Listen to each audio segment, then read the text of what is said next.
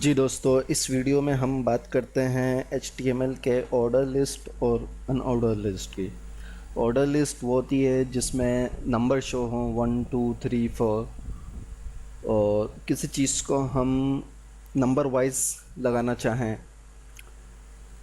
जिसको हम number wise अहमियत दें, उसको ऑर्डर लिस्ट कहते हैं। और जिसको अहमियत ना हो, सिर्फ लिस्ट एक बना लें, उसको अनऑर्डर लिस्ट कहते हैं।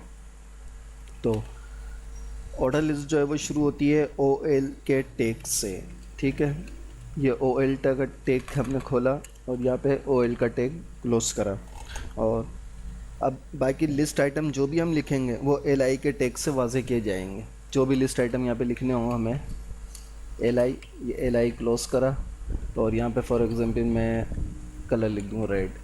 इसी को कॉपी करके यहाँ पेस्ट कर रहा हूँ रेड, इसको यहाँ कर रहा हूँ मैं ग्रीन। ठीक है, तो यहाँ इसको ब्लू कर देता हूँ। इसको सेव करता हूँ और सेव करने के बाद अब इसको मैं यहाँ पे चेक करता हूँ। तो ये देखिए रेड ग्रीन ब्लू 1 2 3 नंबर, यानी हम इसको अहमियत दे रहे हैं कि रेड नंबर जो है इसको 1 पे ही रखना है, ग्रीन नंबर को 2 पे रखना और ब्लू को 3 पे रखना। ठीक है, ये ऑर्डर लिस्ट है।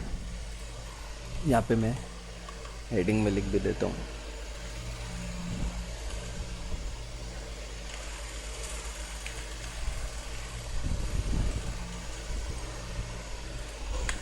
Order list. इसी को अनऑर्डर लिस्ट बनाएं।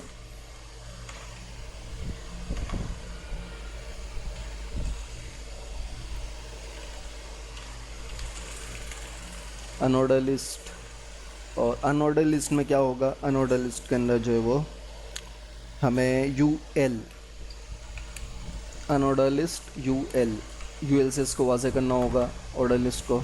और इसका लिस्ट आइटम वही LI से लिस्ट आइटम आएगा। और लिस्ट आइटम में मैं यही रख देता हूँ red green blue.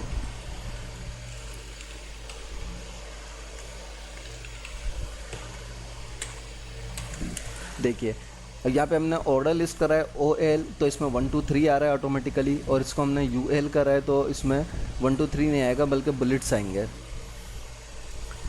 Unordered list में बुलेट्स आते हैं। देखिए order list 1 2 3, unorder list bullets आ रहा है। ठीक है।